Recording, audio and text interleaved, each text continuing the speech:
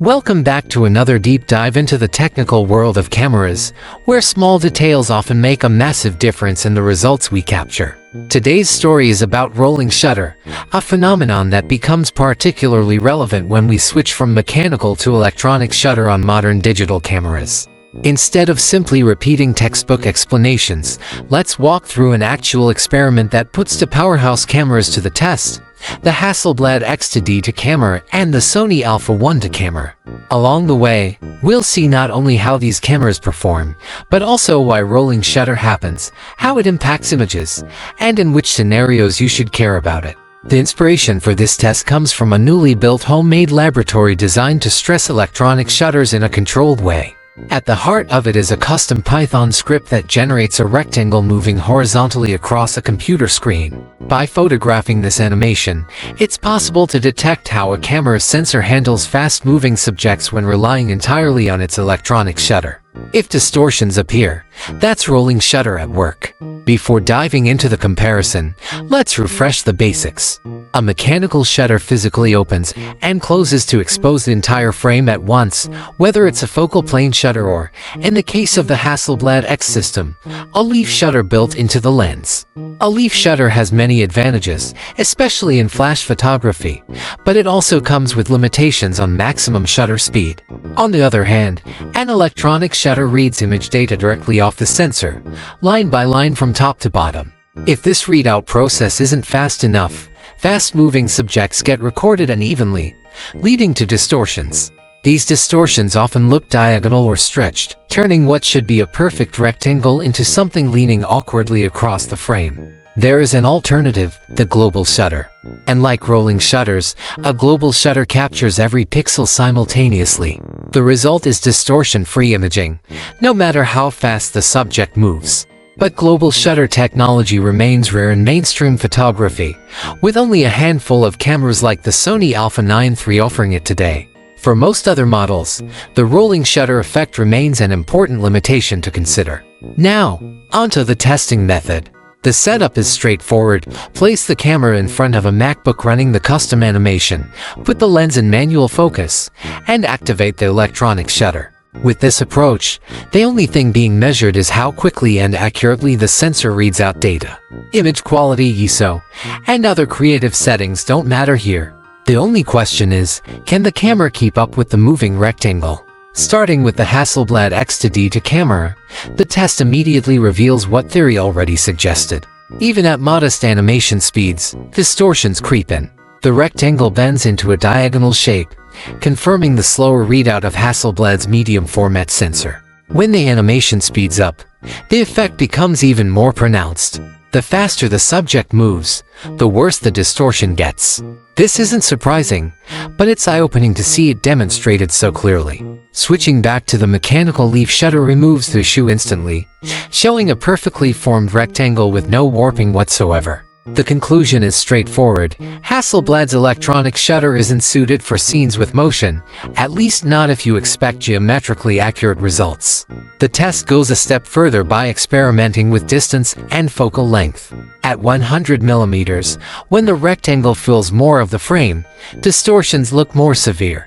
At 35 mm, when the subject is smaller in the composition, the effect appears less dramatic. This demonstrates another critical point about rolling shutter. The closer and larger the moving subject is in your frame, the more visible distortions will become. If the motion happens far away, like a car driving across a distant valley, rolling shutter artifacts might be negligible. But if that same car speeds past you just a few feet away, the warping could ruin the shot. At this point, one might wonder if this is a fair test at all. After all, maybe no camera could capture a crisp rectangle in this artificial scenario. To address that, the Sony A1 II camera is brought into play under the exact same conditions. Electronic shutter activated, same animation, same shutter speed. Surprisingly, the A1 II camera handles it with remarkable ease. Even at high animation speeds, the rectangle remains rectangular. At most, a tiny artifact appears at one edge, but the dreaded diagonal distortion is absent. This isn't magic, it's simply the result of a sensor with much faster readout speeds. Sony designed the A1 with sports and action in mind, and it shows. Motion is captured more faithfully because the sensor processes data quickly enough to keep pace. Comparing the two results highlights the divide between camera philosophies. Hasselblad prioritizes image quality, tonal richness, and medium format aesthetics. Its cameras excel in still life, portrait, and landscape work, where subjects are relatively static. Fast readout speeds aren't its strong suit, and the rolling shutter test confirms that. Sony, on the other hand, engineered the Alpha 1 camera as a versatile speed machine. High frame rates, advanced autofocus, and quick sensor readout make it ideal for sports, wildlife, and anything involving movement. It's not that one camera is objectively better than the other, it's about choosing the right tool for the job. The test also raises the question of why anyone would bother with electronic shutter in the first place. After all, if distortions can be so problematic, why risk it? The answer lies in shutter speed. Mechanical shutters, even leaf shutters, are limited. On the Hasselblad X2D II camera, for instance, the maximum speed with the leaf shutter is 1/4000 second. That's already excellent compared to most cameras, especially since it also doubles as the maximum flash sync speed, allowing you to use strobes at incredibly fast exposures. But when you switch to electronic shutter, the X2D II camera unlocks speeds up to 1/6000 second. In bright conditions with wide apertures, this can be extremely useful for avoiding overexposure without relying on neutral density filters. The trade-off, however, is motion distortion. For static scenes, electronic shutter is perfectly fine and even advantageous. For anything involving movement, the risk of warped images is too great. That nuance is key. If you're photographing still landscapes, architectural interiors, or posed portraits, rolling shutter won't matter.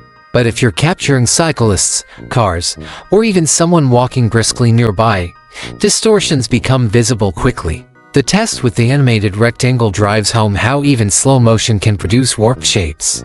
Knowing when to trust the electronic shutter and when to stick with mechanical is an essential part of mastering these cameras. There's also a psychological element to seeing rolling shutter in action.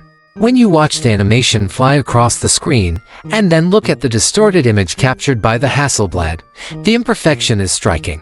Switching to the mechanical shutter feels like a relief. Suddenly everything looks right again. It's a reminder that while modern technology keeps pushing the boundaries of what's possible, some physical limitations still matter. Engineers have found ways around them, like the ultra-fast stacked sensors in the Sony Alpha 1 camera and Nikon Z9 camera, or the even newer global shutter technology in the Alpha 9 III. But trade-offs always remain. Speed comes at a cost, whether it's increased price, smaller sensors, or compromises in other aspects of design. Ultimately, this experiment isn't about crowning a winner. It's about understanding your gear and its limits. The Hasselblad X2D II camera remains a stunning medium-format camera with unparalleled image quality, perfect for scenarios where time stands still. The Sony Alpha 1 II camera shines where speed and accuracy dominate. Both cameras have their rightful place, and knowing when to rely on electronic shutter versus mechanical shutter helps photographers make smarter decisions in the field. One final thought: electronic shutter isn't inherently bad. In fact, for many photographers, it's the only way to achieve certain results. It enables completely silent shooting, avoids vibrations from mechanical parts, and unlocks higher shutter speeds than mechanical shutters allow. But as the rectangle test shows, it's a tool best reserved for stillness rather than motion. Understanding rolling shutter means understanding when that trade-off works for you, and when it doesn't. The homemade rolling shutter laboratory proves that sometimes the simplest tests reveal the most. A Python script, a moving rectangle, and two cameras with very different designs demonstrate an important truth. Technology shapes not just how we shoot, but what we can shoot. Whether you're after the serene detail of medium format or the blistering speed of a sports machine, knowing your camera's behavior under electronic shutter will ensure you use it wisely. And in photography, wisdom about your tools often matters as much as creativity behind the lens.